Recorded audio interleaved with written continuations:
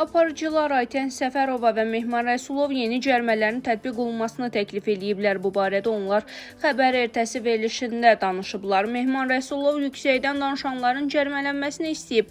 Aytən Səfərova isə bir-birini tanımayan insanların sən deyə müraciət etməsinə görə cərimə tətbiq olunmasını təklif edib.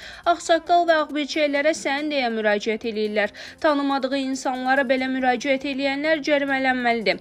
Bu mədəniyyətsizlikdir. Bakı həmişə mədəni şəhər olub. Axır illər Bakıya nə olub?